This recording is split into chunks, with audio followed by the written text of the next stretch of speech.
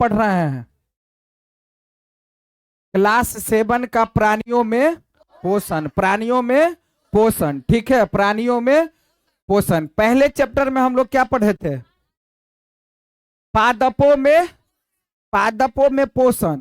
तो देखिए यहां हम पढ़ रहे हैं कि प्राणियों में पोषण। अब क्या पढ़ रहे हैं हम लोग? प्राणियों में पोषण, प्राणियों में पोषण पढ़ रहे हैं, ठीक है। इसमें सीखेंगे हम लोग कि प्राणियों में जो पोषण होता है वो कैसे कैसे होता है, ठीक है। वहां पौधों में पोषण के बारे में समझे थे, यहाँ प्राणियों में पोषण के बारे में समझेंगे। आपने अध्याय 1 में पढ़ा है, अध्याय 1 में पढ़ा है, क्या पढ़ा है कि पादप अर्थात पौधे अपना भोजन प्रकाश संश्लेषण के द्वारा स्वयं बना सकता है। पीछे देखे थे कि पौधे अपना भोजन जो कैसे बनाता है? प्रकाश संश्लेषण के द्वारा, प्रकाश संश्लेषण के द्वारा। लेकिन जंतु यानी प्राणी ऐसा नहीं कर सकता है, ऐसा नहीं कर सकता है।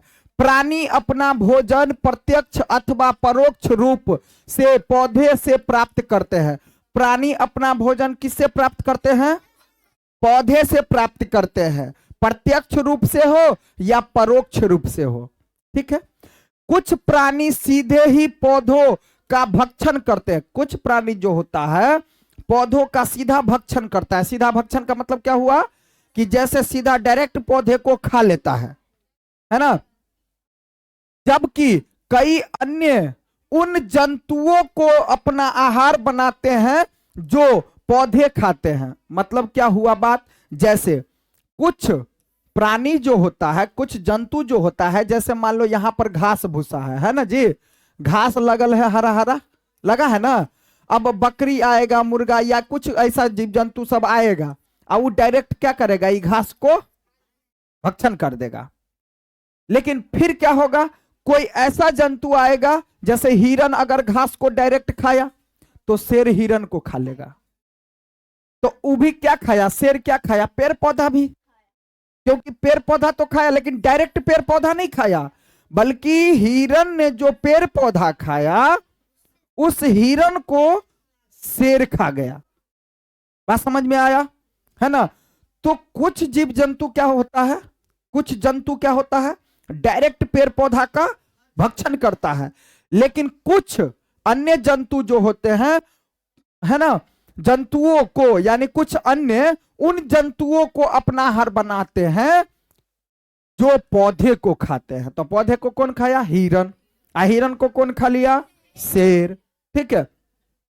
कुछ जंतु पौधे एवं जंतु दोनों को खाते हैं, और कुछ जंतु क्या होती है जो कुछ डायरेक्ट पौधे को भी खा लेता है और जीव जंतु को भी। जैसे आदमी कुछ चीजें जैसे घास वगैरह टाइप में जो साग आता है, साग जैसे खेसारी का साग सब डायरेक्ट मुंह में खा लेता है। तुम लोग खा लेता है कि नहीं खा लेता है? डायरेक्ट खा लेते हैं हम लोग, ठीक है। तो कुछ जीव यानी कुछ जंतु जो होता है सो क्या होता है? डायरेक्ट खा लेता है। और उसके बाद देखो, अब जैसे मुर्गा हुआ तो डायरेक्ट तो घास भूसा भी खा ले, साग जो आता है वो भी खा लिया। और जो मुर्गा अगर खाता है घास को या किसी चीज को या बकरी, तो उसको आदमी खा लेता है कि नहीं खा लेता है? तो दोनों चीज आदमी क्या हुआ?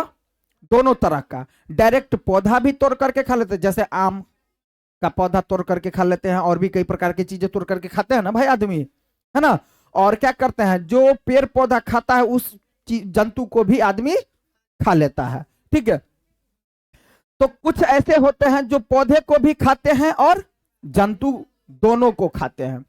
याद रखिए कि मानव सहित सभी जीवों में को वृद्धि करने, क्या करने? सभी जीवों को वृद्धि करने, शरीर को स्वस्थ रखने, शरीर को स्वस्थ रखने एवं गतिशील बनाए रखने के लिए खाद्य पदार्थ की आवश्यकता होती है। किसकी आवश्यकता होती है? खाद्य पदार्थ की। तो देखो, सभी जीव को वृद्धि करने के लिए, अपने शरीर में वृद्धि करने के लिए, अपने शरीर को स्वस्थ रखने के लिए, है ना, और गतिशील बनाए रखने के लिए किसकी आवश्यकता होती है? खाद्य की आवश्यकता होती है। प्राणियों के पोषक में पोषक तत्व की आवश्यकता आहार, देखिए क्या कहा जा रहा है अब, कि प्राणियों के पोषण में पोषक तत्व की आवश्यकता आहार के अंतर्ग्रहण अर्थात भोजन ग्रहण करने की विधि और शरीर में इसके उपयोग की विधि सम्मिलित है। क्या है? सम्मिलित है। आप कक्षा 6 में पढ़ चुके हैं कि खाद्य भोजन के अनेक संगठन होते हैं, संघटक होते हैं। स्मरण कर उनके नाम लिखिए। तो यहां हम लोग आगे जब चैप्टर बाय चैप्टर करेंगे क्वेश्चन आंसर को तो उसमें समझ में आएगा, चैप्टर में जब हम करेंगे तो ठीक है। कार्बोहाइड्रेट जैसे कुछ संघटक जटिल पदार्थ है। अनेक जंतु इन जटिल पदार्थ का उपयोग सीधे इसी रूप में नहीं कर सकते, अतः उन्हें सरल पदार्थों में बदलना आवश्यक है। जैसे कि कुछ जंतु जो होता है खाने पीने वाले चीज को डायरेक्ट नहीं खा सकते हैं, बल्कि कुछ पदार्थों को जो जटिल पदार्थ होगा उसको किस में बदलेंगे? सरल पदार्थ में, तब उसको खाया जा सकता है। ठीक है, अतः उन्हें सरल पदार्थों में बदलना आवश्यक है।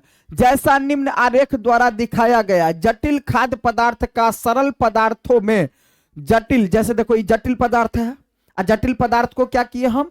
सरल पदार्थ में।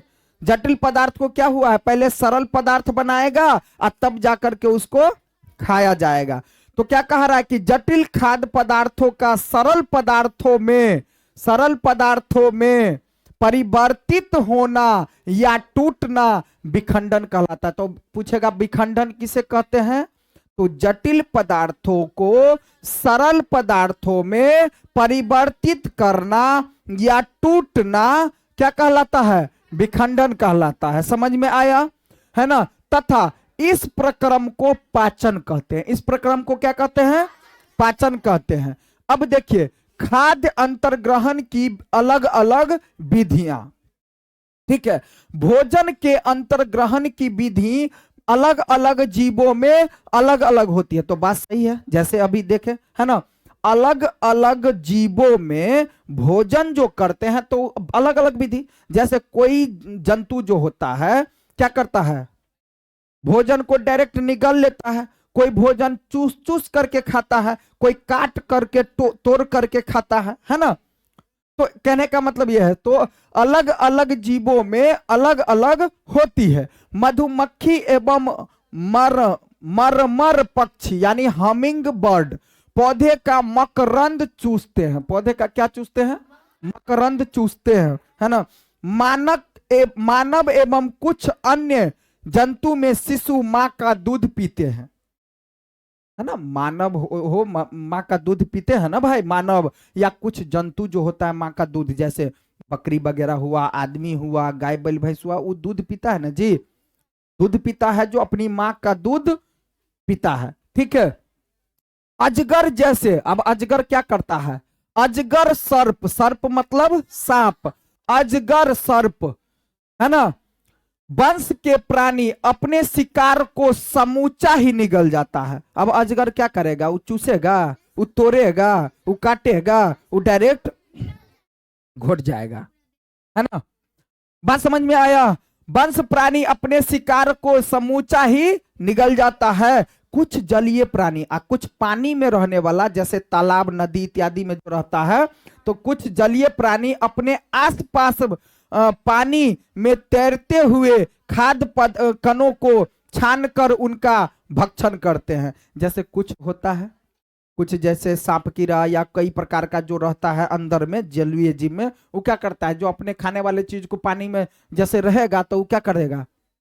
छान के खा लेता है। जैसे कोई मछलियां हुआ तुम ऊपर से रोटी या कोई चीज दाना गिरा होगा वो खा लेता है ना जी, है ना।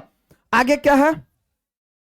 क्रियाकलाप सारणी 2.1 में दिए गए जंतुओं के भोजन के प्रकार एवं पोषक प्राप्त करने की विधि कौन सी है? अपने सारणी को के अंतर्गत 2.1 के अंतर्ग्रहण की अलग अलग विधि। अब जैसे देखिए, इसमें आपको लिख करके लाना है, ठीक है, सबको लिखना है कि जंतु का नाम है। जैसे घोंघा, घोंघा क्या है? जंतु।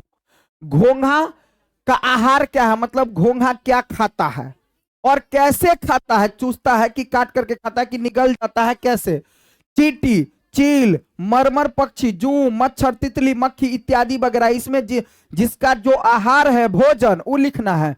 और इसमें क्या लिखना है? आहार की विधि, कि किस विधि से। जैसे देखिए आहार की विधि में क्या सब आ सकता है? या तो छील करके कोई खाएगा, कोई चबाट जाएगा, कोई काट कर खाएगा, कोई पकड़ करके निगल जाएगा, कोई साइफनी करेगा, कोई स्पंजी क्रिया करेगा, कोई चूसन की क्रिया करेगा। ठीक है, सारी बातें इसमें अपना लिख करके लाना है। बात समझ में आ गया? ठीक है, इतना तक रहने देते हैं और आगे हम लोग समझेंगे कल। ठीक है, बात समझ में आया?